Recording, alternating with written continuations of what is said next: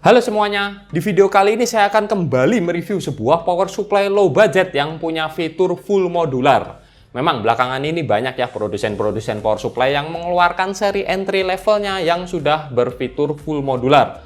Lebih enak, lebih simple dalam perakitan, dan lebih space saving.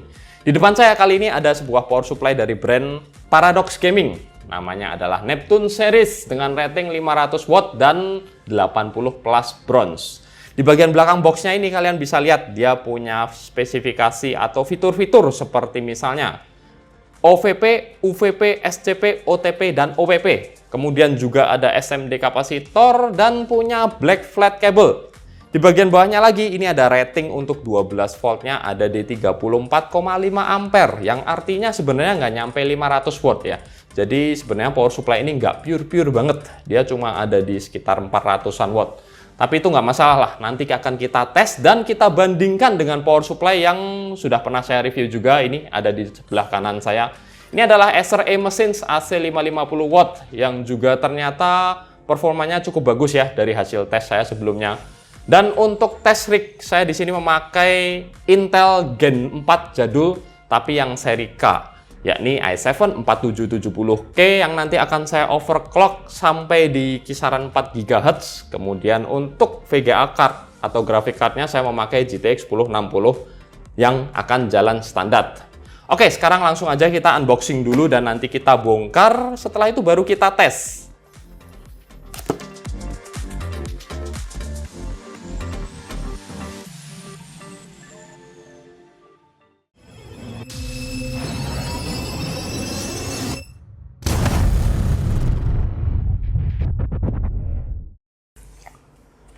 Nah, untuk paket penjualan power supply yang satu ini kita cuman dapetin sebuah kabel power yang cukup tebal guys. Nggak ada baut atau kabel tis yang biasanya ada di paket pembelian power supply yang lain ya.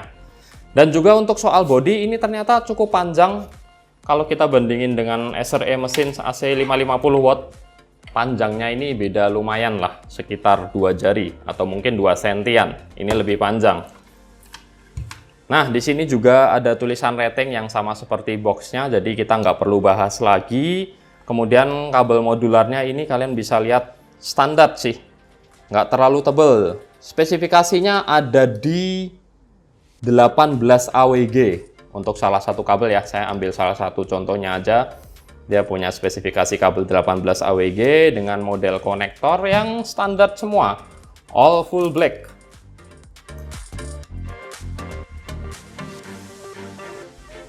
Ini kita dapetin 24 pin 1, kemudian ada CPU EPS 4+4, ada 2, dan juga untuk PCI Express Power ada 2, 8 pin 6+2, kemudian yang lain power SATA dan molek. Standar, panjangnya juga cukup oke. Kemudian untuk fan-nya ukurannya besar ya guys, ini kalau nggak salah 14 cm, jadi beda dengan Acer E-Machines 550 yang cuman 12 cm. Jadi langsung aja ya kita bongkar. Oh ya, ini ada saklar on off-nya juga ya. Nice. Kita langsung bongkar dulu dan kita lihat isinya seperti apa.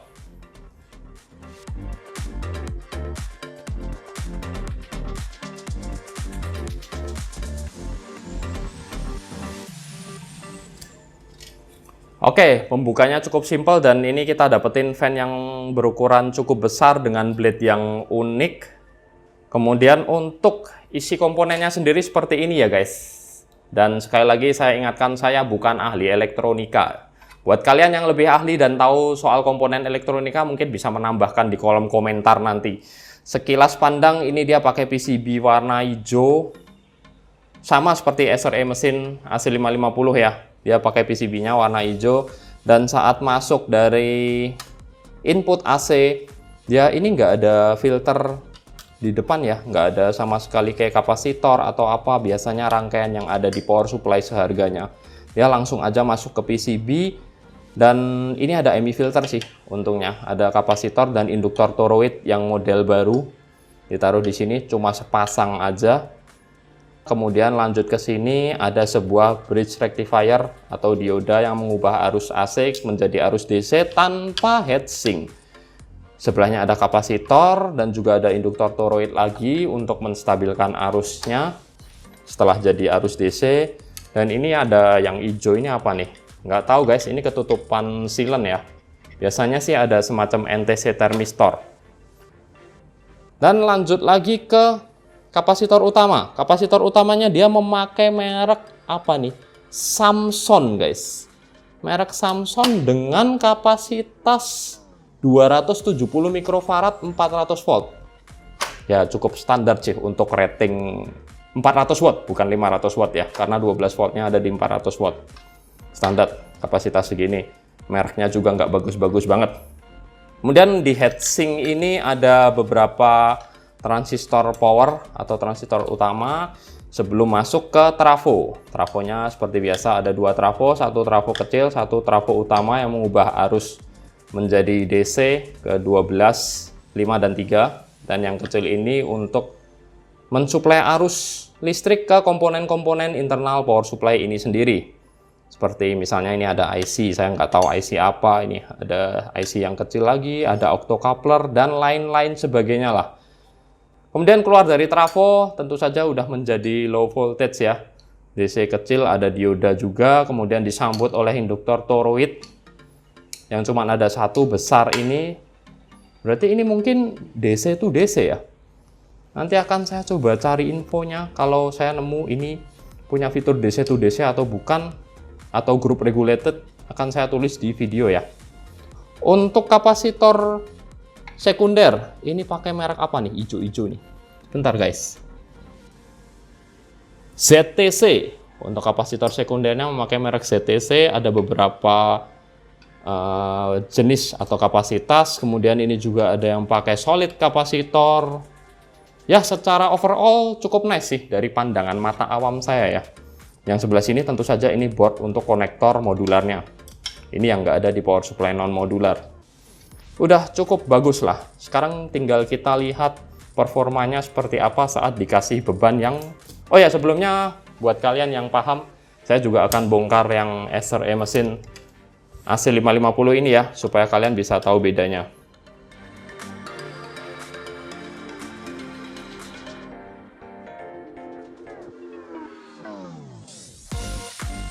Sebelum kalian menambahkan komentar, saya akan komentar sedikit ya. Ini kok sepertinya OEM kedua power supply ini sama, karena layout boardnya sangat mirip banget, 99%.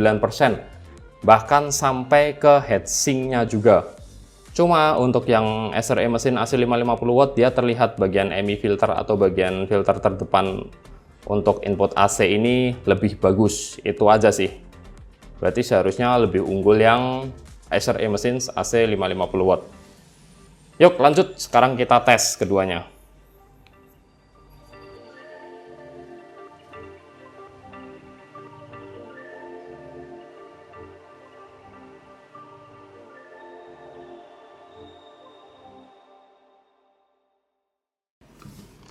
Alat tes yang saya pakai simple aja ya. Ini ada multitester TRMS Zotac. Kemudian satu lagi ini adalah power meter merek JPN.